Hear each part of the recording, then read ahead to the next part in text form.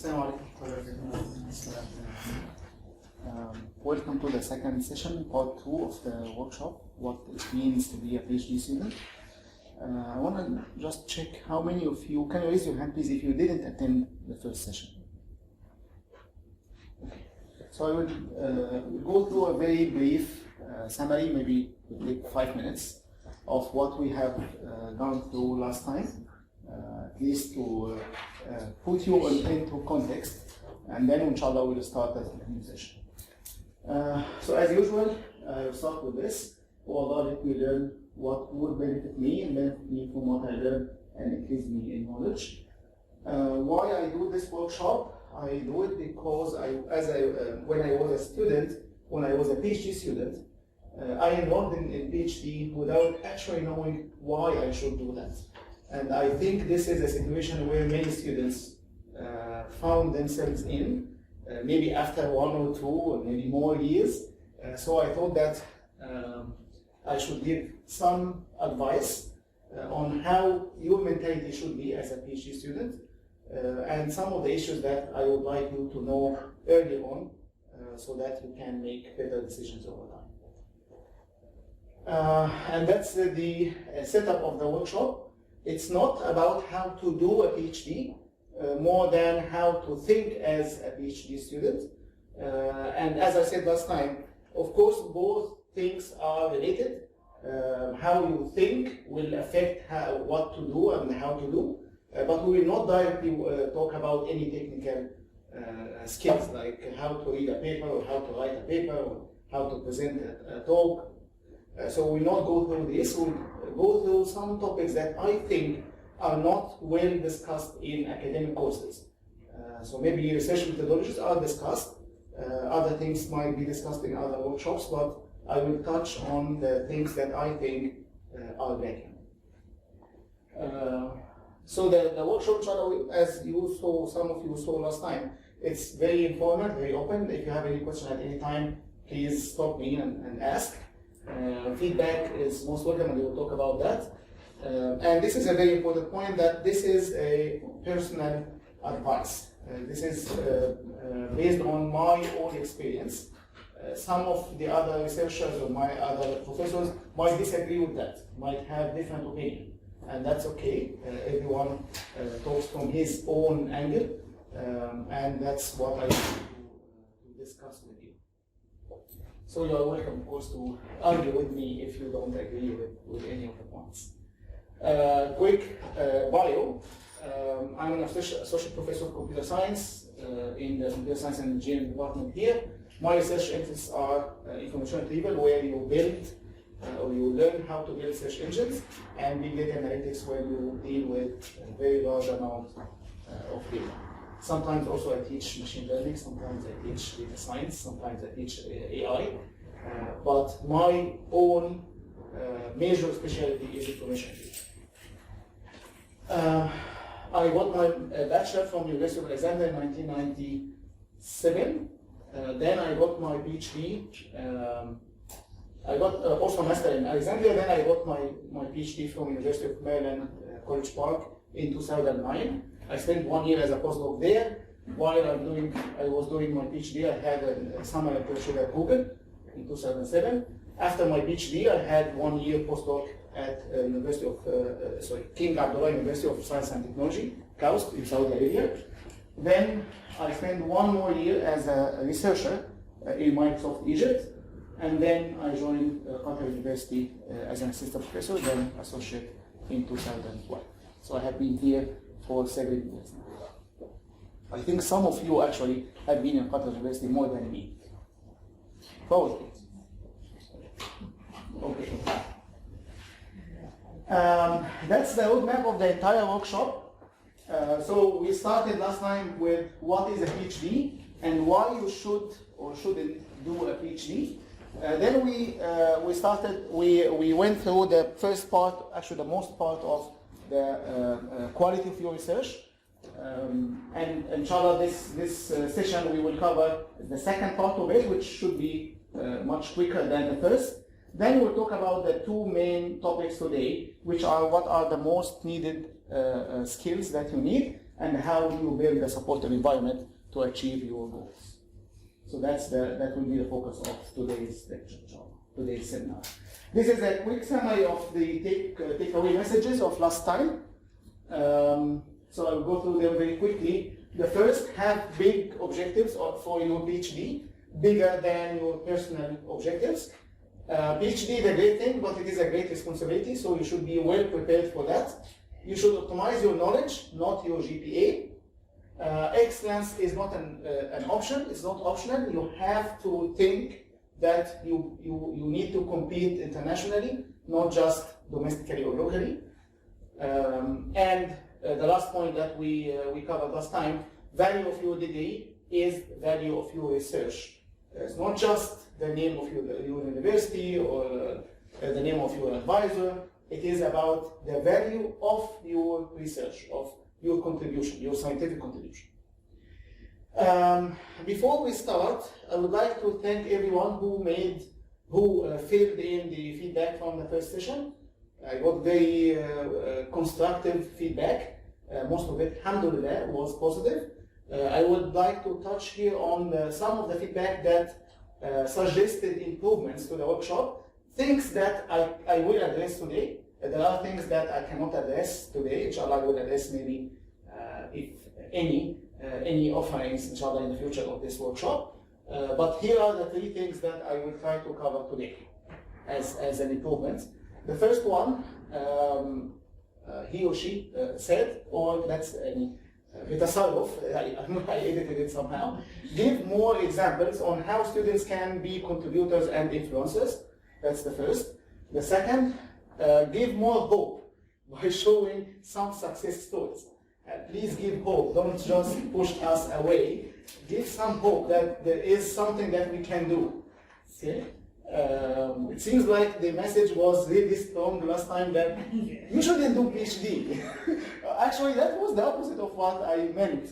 I wanted you to do a PhD, but you do it in the right way. You do it with the right mentality. Okay, not just because you have something that is very personal only. You should have another bigger objective. The third one, so we'll talk about this also, inshallah, very briefly. The third one, allow more discussions and interaction, and I think I will try to do that as time permits, inshallah. So the first 2, let me cover the first 2. Examples of bigger objectives. Okay, so I will give some quick examples of what could be bigger objectives that you can think of when you do your PhD. Okay, concrete examples rather than very general, broad examples as I did last time. And of course, I will be affected by my major. I cannot give you examples in mechanics or industrial engineering. Sorry, I know that some people here are not computer scientists, but the examples, I think you will understand them. They are not very technical. They are really very high level. The first one, a field is important. You know that, or you realize that. A field is important, but not very common in my community. Okay, there is a field or area in my major that is very important. You know that it is very important. It benefits a lot of many people, but it's not very common in your area, in your community. There are not many researchers, not many professors who are specialists or experts in this area. Then this is one of the areas I think you should think of to get your PhD. And if you do that, then you can pass your knowledge to your students. Pass a kind of knowledge that is not very well commonly passed in your community. Okay. The second, very few female professors in my community. That might be true. If there is a community where there are very few female professors, maybe you should be a professor so that you can make it easy for female students, maybe more convenient for them, maybe closer to them than male students. Okay, so maybe that can be your mentality, that you want to fill this gap in your community. These are more concrete examples. Brain cancer is more prevalent in my community. That's an example, of course. Okay? So do research on potential medicine for that. that will contribute very heavily, very positively to your community. There are many disasters in our world. Do research to help affected people. Okay, that might be okay, if you can, of course. Okay, there are things that you can do to help them, and there are maybe things that are out of your control. But with research, you can. There are things that if you think deeply, you can find things that you can help those affected people. My country has continuous cyber attacks. Then do research to help defend your country. Okay, why not? This is a very hot area. There is a need in this area. Then do your PhD on this area. Of course, if you are interested in this area, or at least explore it to see if you are interested or not. If you are interested, then this is a very good potential area to do your PhD. Last one. This is not a suggestion more than just an example to not to do. Okay? If you are in an area where you deal with language, you are from an Arab country, you speak Arabic, and you know that in this area there are much fewer studies on Arabic language than other languages. Then don't do your PhD on Chinese. Do it on Arabic, on something that is related to your language. Okay?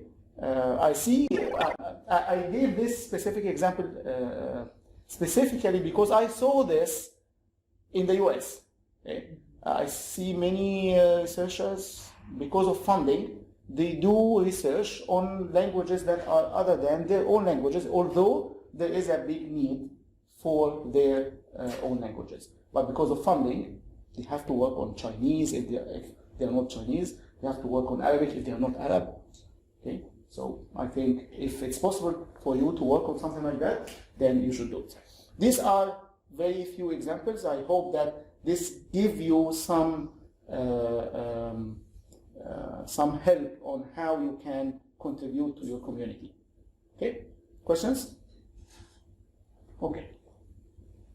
Now, to the success stories. I have two success stories here. The first one is a PhD graduate last year. Okay, I think maybe earlier this year, I don't really remember. Ala Awad Abdul Latif, he is a graduate from computer engineering in computer science and engineering department. He was under the supervision of Dr. Muhammad, professor in the department. He has a very strong research profile when he finished his PhD. And now he is a postdoc at Politecnico di Torino University. Okay? I think he is a very good example of serious PhD students who did really, I think, very well in their PhD, publishing in very good venues. Okay? So that's an example of already graduated PhD students. Here is another example of a team of students. One of them was a PhD then and still PhD student, Maran, who is here now, and the other is was then master student, who is Reem. I think also she is here, maybe outside. And that team competed at a very well-known research competition that is held every year at the US. That was in 2016. And they got ranked first among 19 international international research teams from all over the world. Actually, the list of these 19 teams had really strong research universities like Stanford, for example. Waterloo and Maryland, if I recall correctly. So they didn't graduate yet, but that's an example of a hope that we can compete. Okay? I'm not saying that we should do that every month or every year, okay? But that's a trial to compete internationally, to be at the level that you can compete with the international researchers on the field that you are working on. Okay, so I think these are two success stories. I think we also can have others by you, okay, inshallah. If not already. Okay, now we'll start the second session, which is, I think, on time, hopefully. So we will continue talking about the quality of our research, and we stopped at this slide last time. We rushed actually into this slide last time, and the takeaway message was value of your degree is equal to value of your research, not GPA, not the minimum requirements, not just the name of the university. Okay? And from here we will continue, and we will ask ourselves a very important question. Is it quality that is more important than quantity in publications, or the opposite? In other words, should we publish a lot, or we should publish very few studies, but of higher quality? Of course, it's high quality. Hmm? Of course, we need to publish research with very high quality. Yeah, even if you publish only 2 or 3, better than publish 10 with very low quality. Exactly. So this is exactly the message that is here. Maybe you had access to my slides before the presentation. So what I said here is exactly what she said. One paper published, one paper, she said 2 actually. She was afraid to say 1, it seems. Okay, but I'm not afraid to say 1. Okay, I'm not afraid to say 1. One paper published in a reputable venue, and I think we discussed what we mean by reputable venue last time. One paper published in a reputable venue is much better than dozens of research papers published in conferences and journals of unknown value. Okay, so that's, I think, what you should have in your mind. When you publish, you put a lot of effort, then you should focus your effort to publish in a good venue rather than publish in anywhere وخلاص. Okay, so you heard وخلاص many times last time. I hope to minimize the number today as much as I can. Okay, but this is one that I couldn't hold myself, not saying وخلاص. Okay, so it's of course quality, not quantity. And the takeaway message here is value. So we changed the previous message a bit. Value of your degree is not equal to the number of your publications. It is the quality of your publications, yes. I just want to add that people don't realize that the opposite situation is also bad for you. So when people look at your profile and you have many low quality papers, this is actually negatively affecting your image as a researcher. It's not like it's enough to have one good paper, but you also don't need to do. It's bad for you to have many that are not good. Yes, of course, assuming that whoever is judging understand this. Okay, because sometimes we just count how many publications, and sometimes we are proud that we have 366 journal articles. That happened, by the way, once a researcher in somewhere in the world was proud to have 366 publications. Journals actually, not even conference papers, in a year, which means like one journal a day. He doesn't sleep maybe, even if he does. Anyway, okay, so I think you should be picky in where you should publish your research. And if that's the case, of course, that will affect what you are doing. Because if you know that you have to publish in a good venue, then you have to really do very well to get it there. Otherwise, you will have to resort to your, I hope not, backup plan of publishing anywhere وخلاص. That's probably 1 or 2 slides that we should conclude this part with, which is mastering your research topic. So, of course, when you select your research topic, you have to go deep into this research topic, right? But to what extent? Okay. I claim that you have to go deep into the research topic to become more experienced than your supervisor. Okay, it's not just to be to know good in your topic. You have, I think, to be more experienced than your supervisor. Like, how come? Your supervisor is your supervisor, right? He is your supervisor. How come that I know better than him or her? How come? That's like kind of a contradiction, right? He or she is supervising me, and I will be more expensive than him or her? How come? Because he's only going to guide you. You're going to do the real work of research.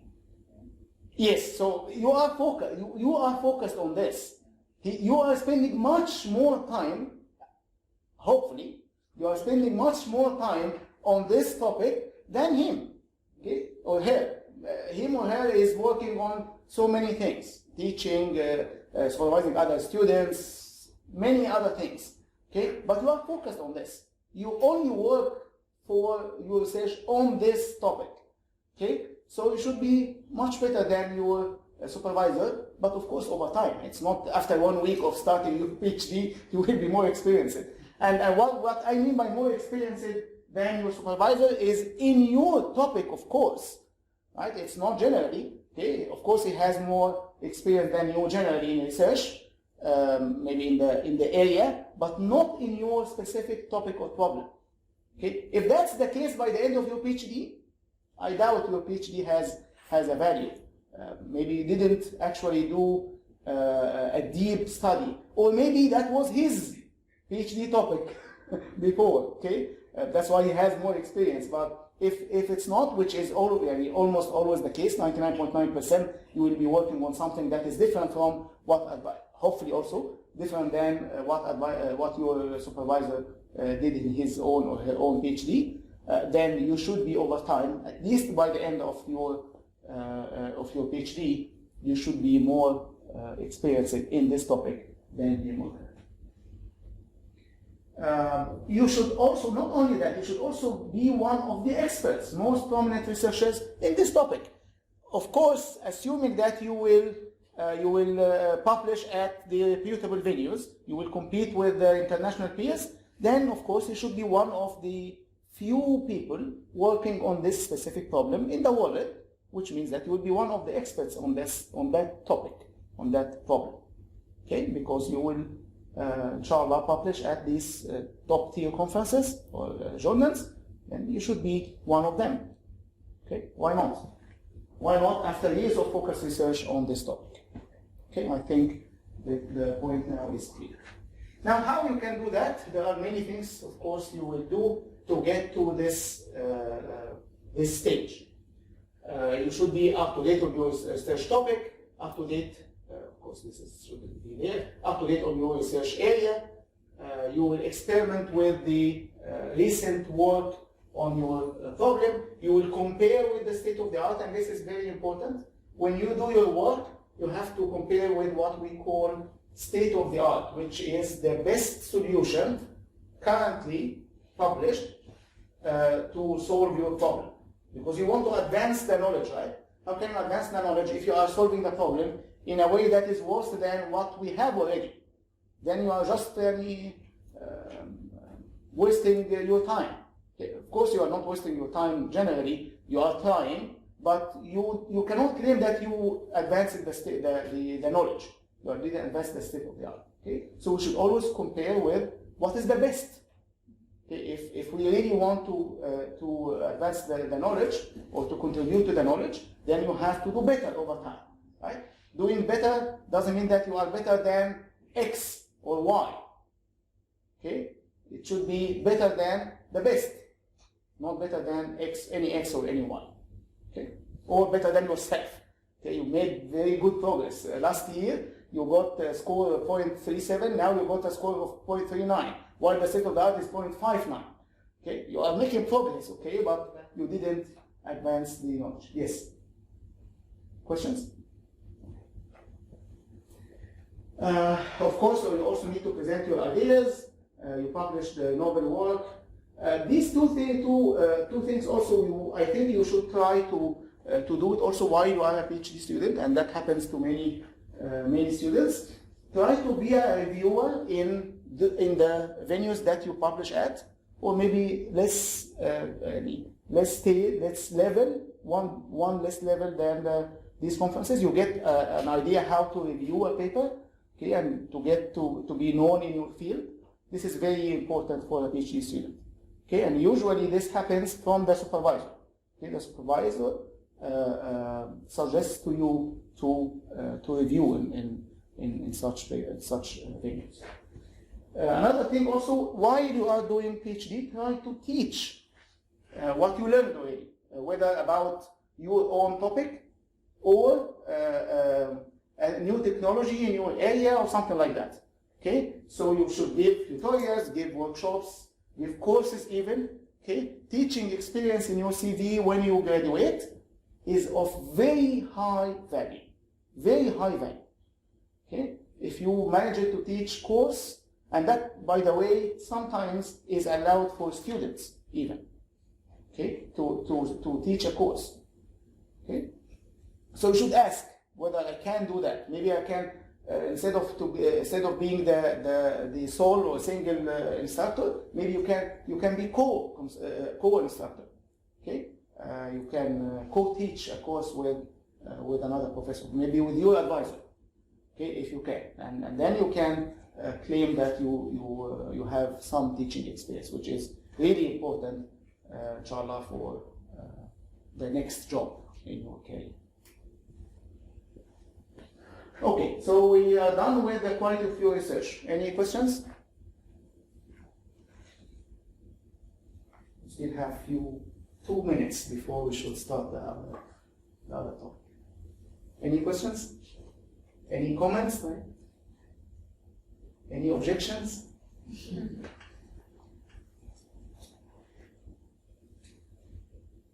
Yes? Just comment, when you're trying to find the state of the art to compare your work with, look at the state of the art published in the reputable venues and don't read papers published.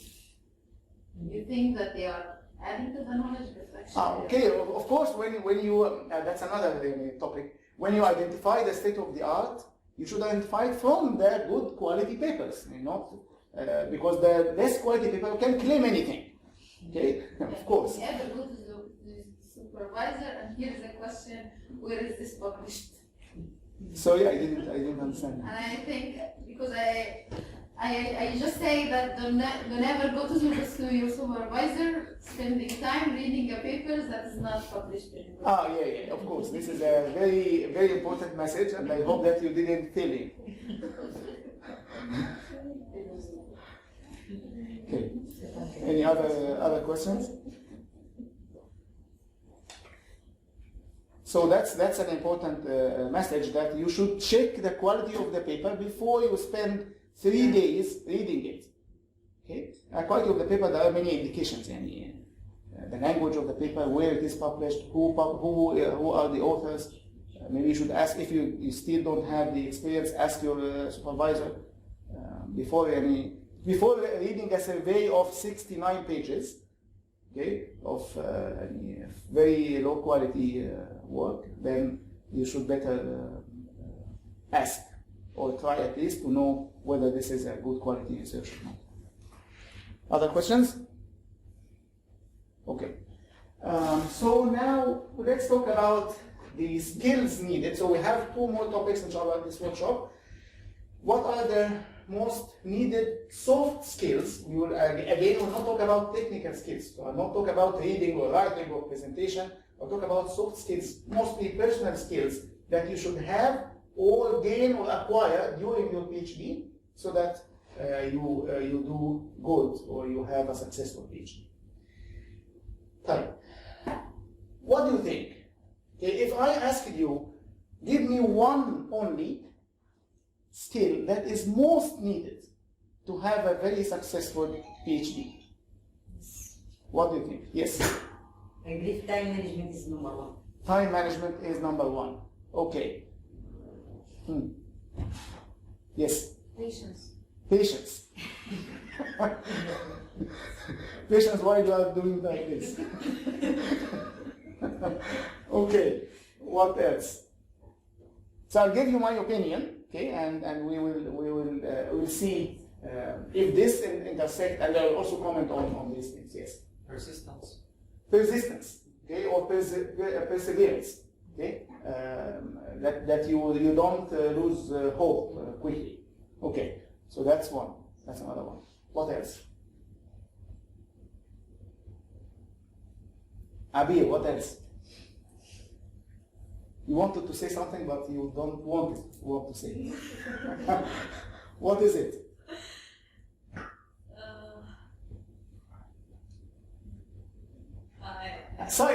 the most needed skill. Okay, it's up to you. Any other ideas? So we said time management, we said patience, and we said perseverance or persistence. What else?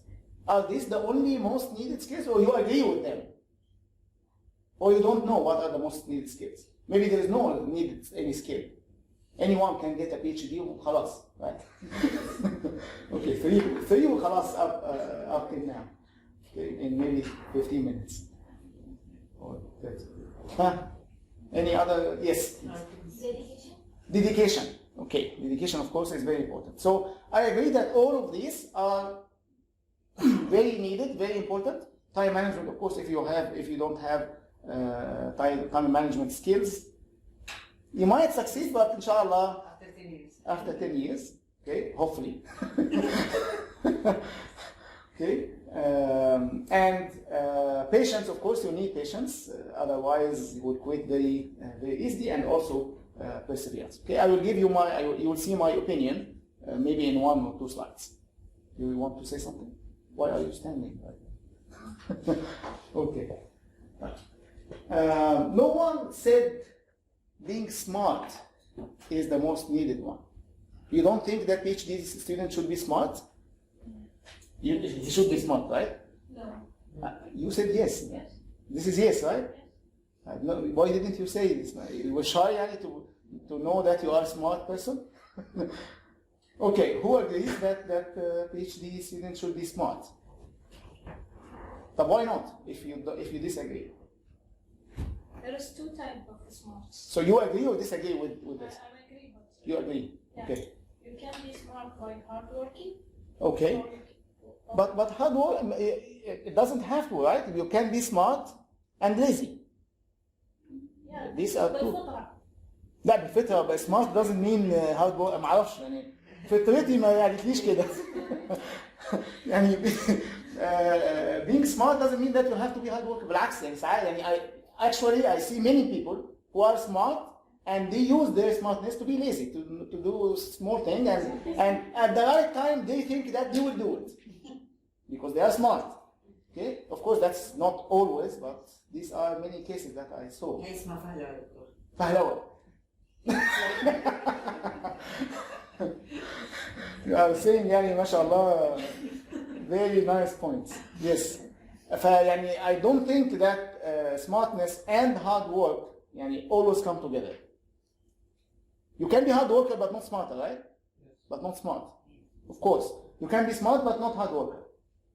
So I don't think they correlate. Unless you want to do a PhD study on this, whether smartness correlates with hard working or not.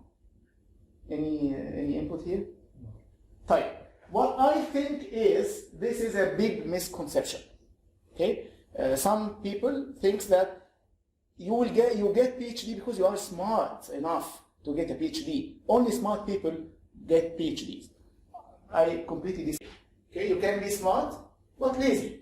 You can be smart thinking that you will do the best in the world, but you don't do anything, and you will fail. Okay, and I saw cases like that. I saw cases that even quit PhD because they don't want to actually be hard worker.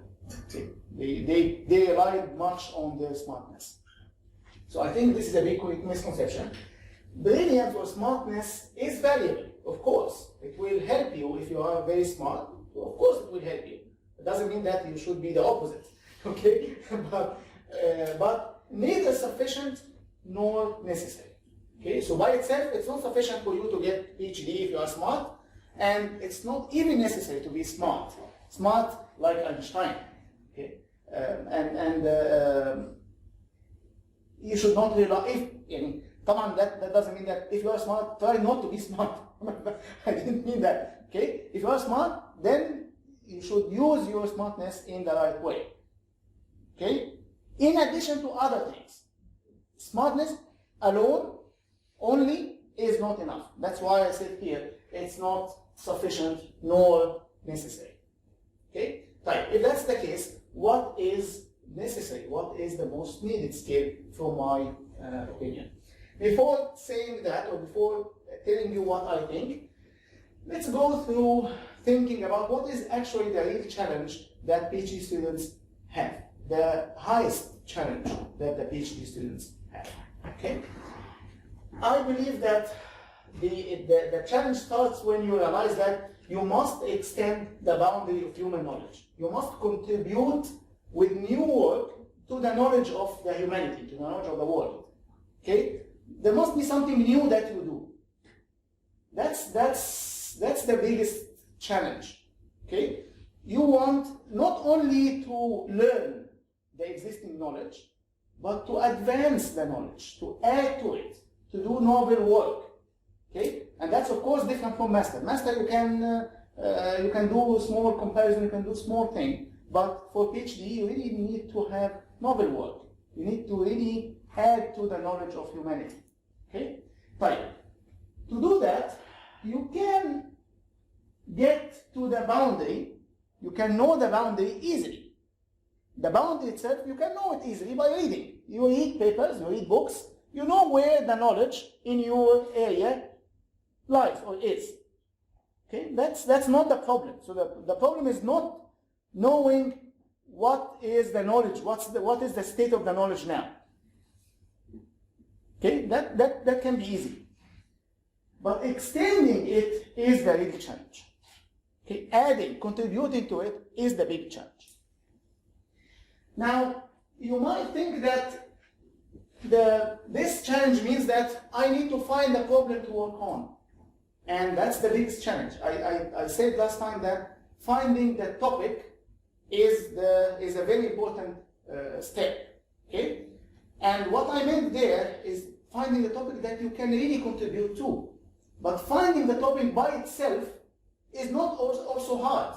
Okay? There are many problems in the world, right? If you find difficulty finding a problem, that means I think that you are in the wrong field. That field has no problems to solve. Don't be in that field if that's the case. Okay? But finding a problem is not a problem by itself. You can think of so many problems to solve. I think we didn't reach yet to the status of the order that there is no problems in our lives. There are many problems. That's not a problem. Finding a problem is not a problem. Then what is the problem? What is the challenge? If knowing the knowledge, knowing the state of the knowledge is not the challenge, finding a problem is not a challenge, then what is the challenge? How to solve it. That's the challenge. Not finding the problem itself. You can easily, if I give you a week, you can come back by 30 problems that you can work on. Theoretically, you can work on. Okay? 30 open problems. Okay? But the challenge is not to find the problem. The challenge is to find a solution to the problem. Okay? That's the main challenge that each PhD student faces. Okay? And that's where most, if not all, the time of the PhD students is spent on solving the problem. Okay? Solving the problem in a way that will give us better solution. So that's the actual challenge. So the real hard part is solving an open problem. And here is a misconception also that many students sometimes think about, which is, my supervisor doesn't help me solving the problem. Okay, if it's an open problem, no one knows the solution of that problem. Okay, so you should solve the problem. Your supervisor's job is not to solve your problem, it's to guide you on ways to solve the problem, on ideas, not to solve the problem itself, not to give you the right solution, because he doesn't know or she doesn't know. If it's an open problem, no one knows the solution to that problem, and that's why you are working on it to solve it. Okay? So don't think that someone else's responsibility is to give you the solution. My advisor is not helping me. We hear that all the time. Okay? As if it is the PhD of your advisor. It's not, wallahi. Your advisor has his own or has her own PhD already, alhamdulillah. We are done, unless, as I said last time, we need more PhDs, okay? 2 PhD degrees. It's not the case, right? He or she got the PhD already, and now the supervisor is in a position of helping, of guiding you, not solving your problem. It is your problem, not your supervisor's problem. Okay, you need to understand that. If your supervisor has the solution already when he or she maybe suggested the problem, then that's not an open problem. Okay? He might have, of course, clues, okay, but he doesn't have the solution. And you should not rely on him or her to have the solution. Yes? Since the open is involved, What? one is not recorded. Okay. Okay, any question about this?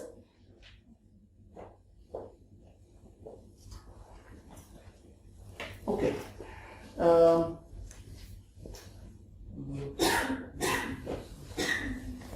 Now,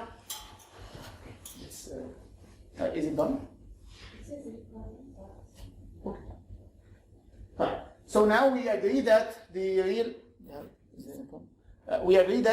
challenge is to find the solution to the problem. Okay?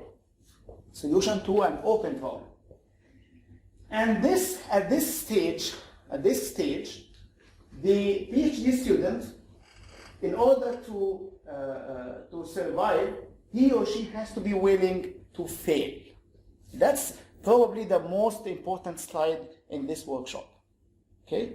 You have to be willing to fail. Sorry to say this may be a negative message, but better said now than later. Okay? Because of the fact that this is a real challenge. That's the biggest challenge. You don't know how to solve your problem. Okay? Then you have to be willing in this stage to fail. Okay? Fail over days, fail for maybe months, or for maybe even years. Okay? I forgot to give you a link here to a very nice book of the story of one of the PhD students. The book is called PhD Guide. Okay, you can look for it. Not now, of course. Okay, you should read it. Okay, maybe I will add it to the slides. Okay, you should read it. Okay, it is a really PhD Guide. That's the title of the book. You should read. This is known to PhD students, but it was not documented that way before. Okay, it's like a story of a PhD student going through years of failure and then a very, very strong success at the end. Okay, so you have to be willing to fail for days or for months or maybe for years. So you submit papers to reputable venues. Okay, okay, so reputable venues. Okay, of course, in the reputable venues, how about the acceptance ratio? It's very low, right? It's like sometimes 15, 20, maximum 25. What does it mean to have acceptance ratio to be 20? That means that every 5 papers submitted to this conference, 4 of them will be rejected. Okay, so it's a very small chance that you would get in. Okay, so you submit the papers, acceptance rate is low, most or all will be rejected. Okay, so you have to understand this. You have to understand that you will fail. So that's why I said here, failure is a must. Sorry to say that, but failure is a must, and that's how you will learn, of course. Okay. I didn't really, up to this moment, maybe in the future there will be a Superman researcher, but I have never met a researcher or a professor who said that I have never got rejection in a conference. To the extent that I saw, and maybe personally also, I saw, not to me, but to others, I saw a paper rejected twice and 3 times for a conference, and then got the best paper award in the 4th. Why is that? Of course, persistence here is really high, but also included in that, refinements to the work. Okay, getting serious comments from the reviewers, improving the work, trying again and again and again. Okay. Is there a problem with this? Okay, so we have a backup here. Don't worry. Okay. Hopefully, we will not have a problem.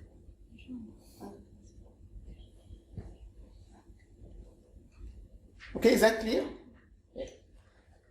So the message here is not that only failure is a must, but the more important message is never ever give up. Don't lose hope. Don't despair. Don't say خلاص. This is different. Okay, خلاص, I will not work on this. I want to go to spend summer in Spain, as I said last time. Okay, I don't want PhD anymore. Why should I do that to myself and to my family? Okay, I got that comment, by the way, in one of the feedback from last time. Okay, that whoever, one of the attendees said that you made me think about this. Why I'm doing this in my life to my family? Okay, and what will make you survive is bigger objectives. Okay, and support network that as we will see very soon. So never ever give up. And that leads us to what I think the most important needed skill for a PhD student, which is equivalent to what Walter said, persistence, which is perseverance. Okay, in Arabic, al-muthabara. Okay, you try one time, again and again and again. Okay, until you succeed. Okay, and of course, perseverance is correlated with patience. We have to be very patient to succeed. Okay? If you persevere, then your mind will find solutions to problems in ways it didn't and couldn't before. Okay? Because you are trying over time. You are getting more ideas. You are trying more ideas. You are getting feedback from the viewers and from your supervisor and from your colleagues. Your mind will work differently over time, and you will find yourself getting ideas that you couldn't get before. And you will not know how, by the way. And I didn't know how. But over time, you will get that. Okay, there is no formula, chemical formula that when you add this to that, you add some flavor over that and some water, and then you will get the solution.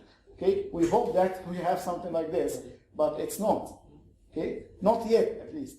Maybe with deep learning we can know how we get a successful PhD. Then, but up till now we don't. Okay? Up till now we don't. So you will build the ability to imagine plausible solutions, and this is also important. Okay? You will build over time the ability to estimate the likelihood that an approach will work. And in inexperienced students, sometimes they rush to try a solution that they have in mind. Okay? Over time, you will have the skill that you can, to some extent, estimate whether this will work or not. This has potential to work or not, before spending a lot of time, hours, maybe days, months, sometimes years, on doing something that was clearly not successful. Okay? Or has a big chance not to be successful. So the recipe here is simple, but of course the implementation is not.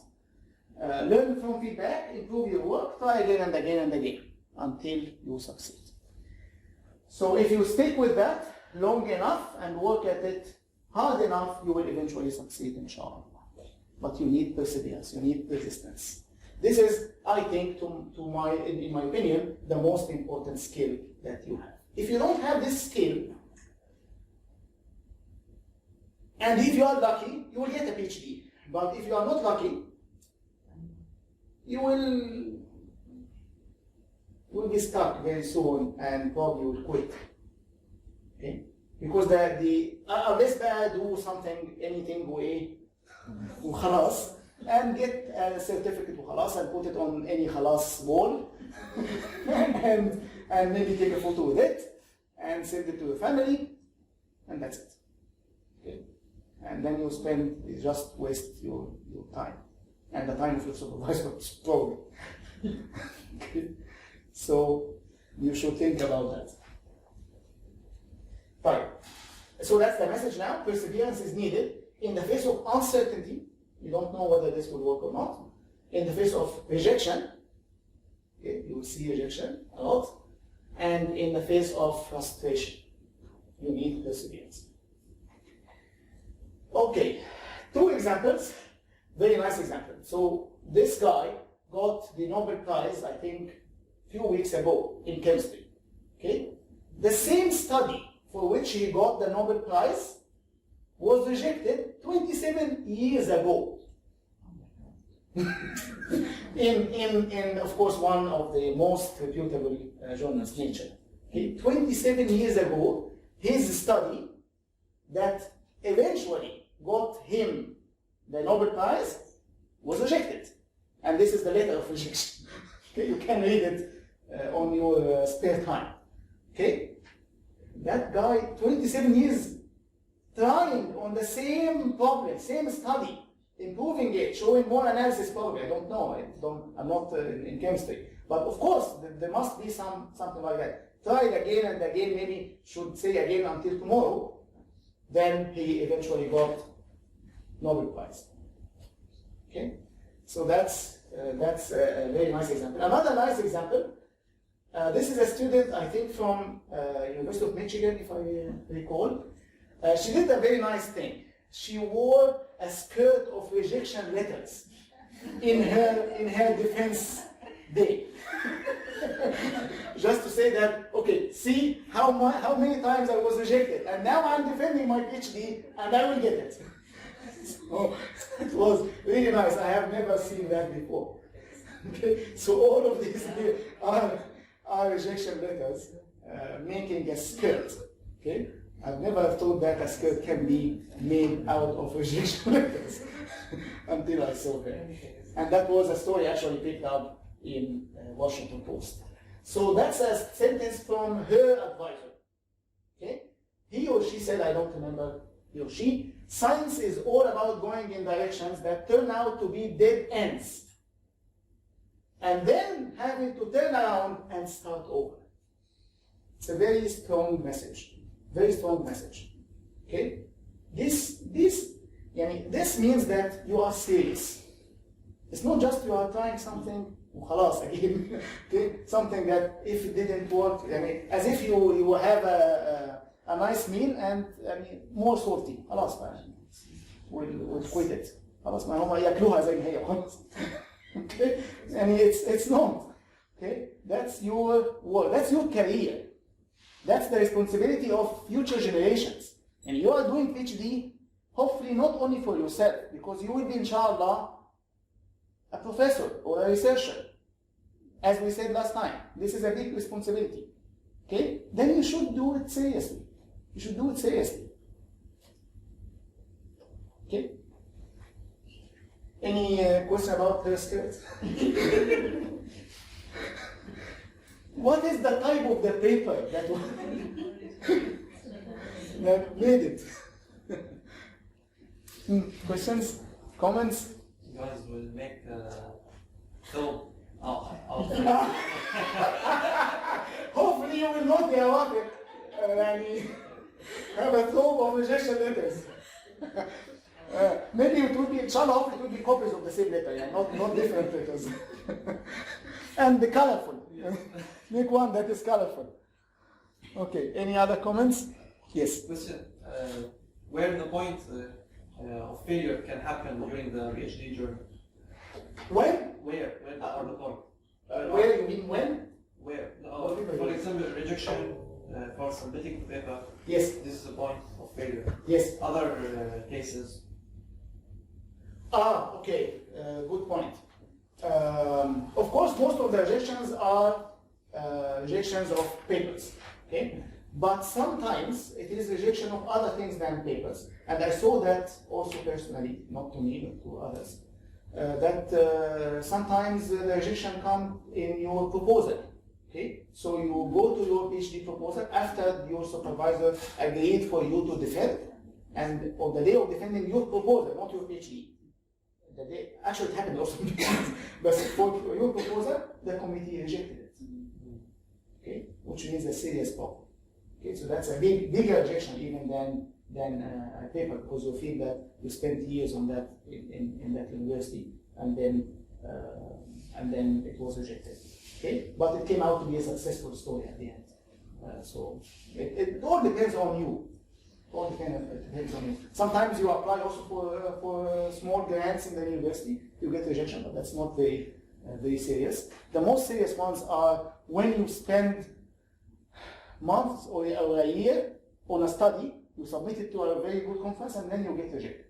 Okay, and more disappointing when this conference is one of the very few conferences in your field.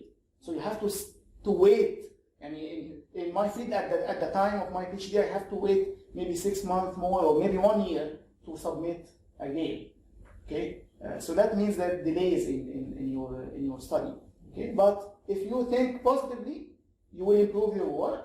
Okay, and it will be much better, much stronger if you consider the comments of the reviews. Okay, other questions?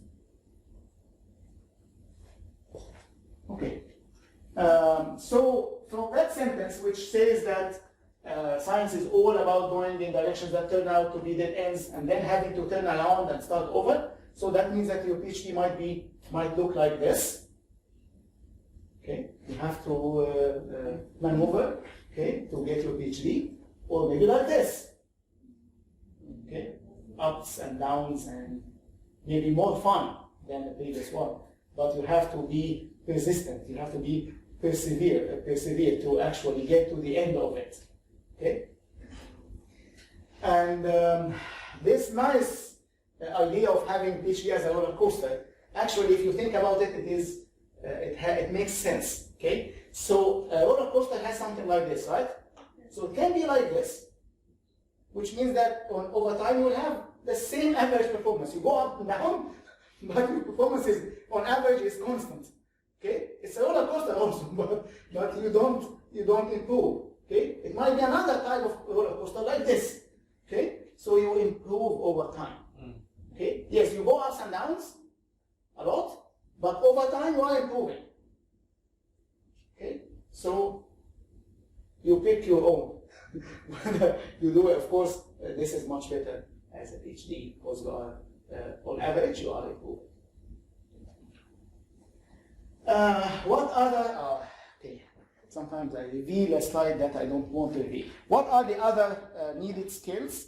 Okay, I spend a lot of time on perseverance. Hopefully, and unfortunately, we don't have time to go through all of them. There are others also, but I think perseverance is the most important one. But there are others also that are very important. One of them is time management. Unfortunately, I forgot to add it to the slide. And patience also is listed. So here are some of the other needed soft skills: dedication, okay, commitment. Okay, when you are committed to something, then you should do it. Okay, and if you didn't do it, then there must be a strong reason why you did it. Okay, and that's important for submitting to conferences that are not known to extend their deadlines. Okay, if the deadline is firm, you know that there is a deadline. You are committed, and you are committed to with your advisor that you will submit. You do your best. Maybe you will not eventually, but you do your best. Okay, and try to do. Patience, of course, we said. Hard work, high motivation, high ambition. All of these are really needed for you to survive PhD study. Among those, the hard work is I think, to me, is also very needed, maybe at the same or maybe very close level to perseverance. Okay, hard working is very important. Okay, there's one saying by one of the scientists, early scientists, لا يستطاع العلم براحة الجسم. It's not exact translation here, but it is close. Okay, no pain, no gain. Okay, in order to really get benefit, you have to spend effort. Okay, لا يستطاع العلم براحة الجسم. Don't think that you will sleep very nicely every day and get up the time you want and everything is relaxed. If you do that, please tell me. Write a book. If you do that as a PhD student and you got a very high quality PhD doing that, maybe, but that's not common. And just not to close the door on that. Maybe, okay, but it's not common. not common at all. Okay? And in general, it's not common to actually gain knowledge,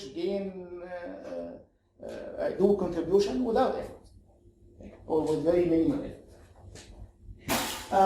One of the things that also you need, it's not a skill, but that's something that you need to have to help you be successful, is to enjoy your research. Okay? And I will say it in a different way. I will never act as an employee when you do your PhD. Okay? It's not like my supervisor told me that, so I have to do it. If he didn't tell you something, you don't have to do it. It's not like a manager and an employee. Okay? Don't do just the work because of your supervisor. If the supervisor didn't, مثلا, forgot to check on you, خلاص يعني الحمد لله يا سلام الحمد لله. 2 weeks I have never heard from my supervisor. It's a relief. No. Okay? It shouldn't be the case. Okay? You should be keen. We said that last time, right? If you ever found yourself in a situation where your supervisor is more keen on your PhD, on your research than you, then there is a big problem. Then there is a big problem. Okay? So check your motivation. Why are you doing this? Go to Spain. So you shouldn't be there, shouldn't be here, I think. Okay? Right. So you will not be an employee if you enjoy, of course, your research. If you are interested in what you are doing, you enjoy it, then you will persevere easily. Okay? You like it. You like to spend time on that. Okay? That's a very important point. Very important. If you don't like what you are doing, how could you be willing to fail? Aslan. If you don't like what you are doing and you failed the first time, alhamdulillah, that's an evidence that I shouldn't be there. Alas. It's like that, wallahi. صح ولا يعني? Am I saying something that is very weird? I think this is logical. Right? So you have to enjoy it. You have to like it. You have to be interested in it. It's not only the case that your supervisor is interested in that, so I will work just to satisfy my... It's not like that. Okay? It's not like that. Both of you, I'm not saying that you should be doing something that your supervisor is not interested in. That would be also problematic. You and your supervisor, both of you should be working on a problem that both of you are interested in. Okay, that's very important. If you are interested in something, then you should like it, should like to spend time on. Like in computer science, most of computer science, not all, I hope all, enjoy programming. I can maybe oversleep doing programming. Okay? I love it. I enjoy it. I can spend days doing programming. It's something like that. Or watching football games. Any hobby that you think you enjoy spending time, it should be like doing your PhD. So you will not excel unless you enjoy your work, and this is, I think, general message. I think one of the last slides on this is to learn to be independent researcher. Okay, this is also important, and to prepare you for the future. Okay, so we tend as new PhD students, to only do what our supervisors told us to do. Try this. Try this. If I try something else, no, he didn't tell me that. Try this, and try that, and try this, and try that. Okay? Over time, you should have your own ideas. Don't rely only on your supervisor's ideas. Okay? And the reason is very simple. Your supervisor will not live with you forever. Okay? After you get PhD, خلاص. Okay? You have to be independent. Then better to build your independence while you are doing PhD. Okay? That doesn't mean that you should say, okay, I don't want ideas from you, I will do my own. No, okay, it's not like that. You get ideas from the supervisor, and you also suggest ideas over time, your own ideas. Try them, show results. Okay? So you should have your own research personality. Okay? Shouldn't be your supervisor personality. Of course, most of us starts within the personality of your supervisor, because he knows that he is the wise man, right? I started like that. Most of the patients start like that. You don't know anything, your supervisor knows everything. To you, knows everything. Okay? So whatever he or she says to you, that's what you should do. Over time, you start to argue. It doesn't mean that you should argue in a bad way, but you should have your own opinion. Okay? Talk very respectfully with your supervisor about your ideas. Okay? Try them. Convince him or her. Okay? That's also practice on how to share your ideas to others, which you will of course need in your future. So your ideas will evolve with readings, with documentation, with experiments, with discussions, presentation, all of that. Also, this is very important, accepting criticism from your supervisor and colleagues and reviewers. Okay? You should, that will train you on being independent by accepting the criticism of others, thinking about it, and then reflecting that on your work. This is a nice quote from Jen Hamstra. I think you should follow her on Twitter. Independent doesn't mean alone. Independent means figuring out the right questions to ask, finding the right people to ask, and taking the initiative to make it happen. Okay? That's what we mean by independence, not that you should be in a black hole within yourself. Okay? Okay. So this is the last topic, last part of the workshop. We'll talk about, now we talked about why you should do your PhD, you should do your PhD, and what are the skills you need, right? And what should be the quality of your research. Now, how can you build a positive environment that can support you? Okay, this is a trip that it is hard to go through it alone, so you have to be supported by an environment. The first thing, which is very important, is to avoid, please, negativity. Okay, please avoid negativity. You will hear these things a lot. You are not qualified. What is the value of a PhD from that university? We don't have their resources.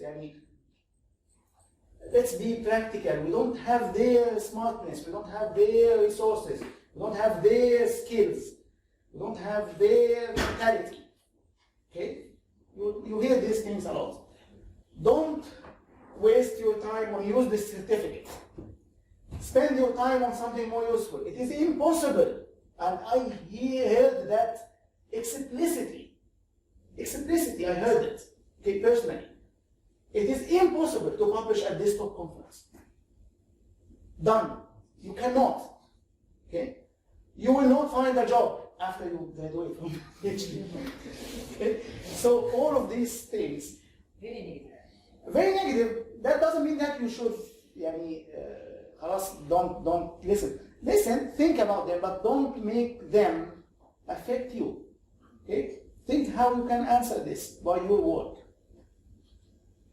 Okay? Don't leave this to be disappointing to you. Okay? That's why you should do your best. Some of these are real questions. Now, all of them are real questions that we hear all the time. Okay? So don't pay attention to discouraging or limited ambition people who are trying to discourage you or push you away from doing good, positive, effective PhD work. Do your best, excel, work hard, and then leave results on God. It's not guaranteed that you will do anything, but it should be guaranteed that you will do your best. Okay? Do your best, try to excel as much as you can. Okay? Push your limits, but of course the results are not guaranteed and will never be guaranteed. Okay? In anything in life. Okay? Just you do what you should do. This is one of the most important things. Supportive family. Okay? Supportive family. Without supportive family in doing PhD will be a nightmare. Okay? It will be a nightmare. There will certainly be sacrifice in many dimensions, and it is very important that students' family realize and understands that. Okay? The family should understand that this is a hard path. Okay? If the family will not support you, then this is a big problem. Then this is a big problem. And that should be very clear up front. That should be very clear up front. Okay? That there will be a sacrifice. Let's think what we can do together to go through this path. Okay? This is, I think, very important. That should be very obvious and clear upfront. Supportive colleagues. This is also important. Try to find colleagues that are of similar mentality, that have shared visions, shared ethics. Okay? And try to hang out with them. Okay? They will listen to you, to your rejections. You will listen to their rejections. They will celebrate with you the acceptance of your papers, and you will celebrate with them the acceptance of their papers.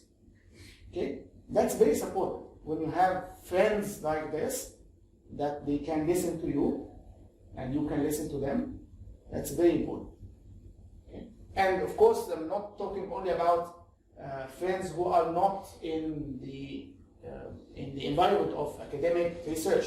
Okay? Those will be like supportive family, maybe. But I'm talking here about colleagues who have similar situation, PhD students.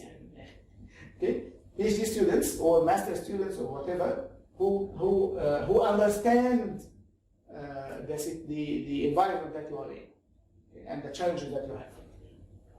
Another quote, or a quote from another tweeter, what is one thing that greatly helped my depression recovery? Of course, she is talking about PhD. Okay? Surrounding myself with people who cheered me on and believed in me when I struggled to believe in myself, and cutting ties with those who were unable to see my strength. Okay, and that's very important, that to keep yourself in a group that will support you. Supportive collaborators, and that's also important. Everything is important, seems. Supportive collaborators. Here, I mean that you might, and that's not a must of course, but it is good if you can, to involve other students in your work, other maybe colleagues in your department or your group, in your research, so that they can help you in what you are doing, and also you can help them in what they are doing. Okay? Together, you can do maybe something that not any one of you can do alone. Okay? And what I mean here is the experience. So you will learn maybe different things. You will complement each other in solving some problems. Okay? So that's also a point that you should keep in mind. Okay? But one very serious point, to make sure that in your PhD work, you should be the first author. Not just the first author of the paper, but the actual one who is responsible of the work. They can help you. Okay? They can be co-authors. But you should lead. That's what I mean. You should lead your work. And they should lead their work. That will be first author in your papers, and you will be maybe third or fourth or fifth or maybe second, but never be the first author on the PhD of another student. That doesn't make sense. It will be your PhD then work. Okay? In other words, make sure that you know what are the contributions of everyone. What is the role of everyone? Okay? Make that clear. Make that clear. Because sometimes I see students defending, and they are not first author in any paper. So, what did you lead? Okay? It seems like work of others.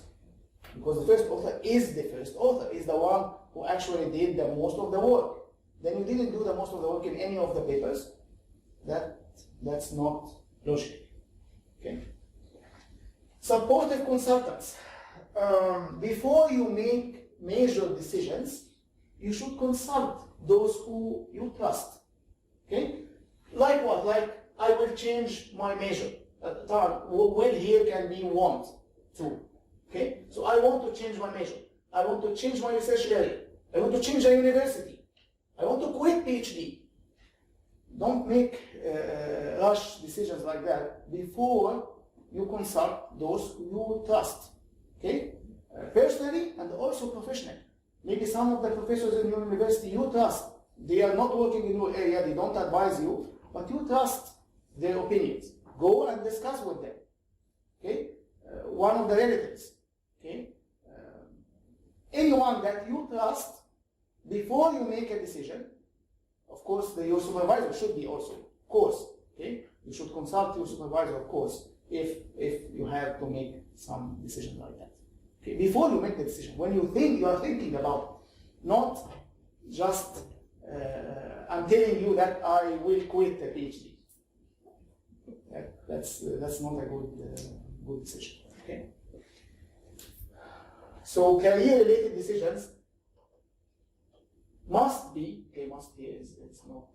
studied from different angles before you make them. The last point probably in this talk is about supportive advisor. Okay, and what we mean, is there a lecture here at 4:50? At what? Can you ask? It's 5. It should be 5, right? So we should be safe. Okay? So I will try to be quick here. So supportive.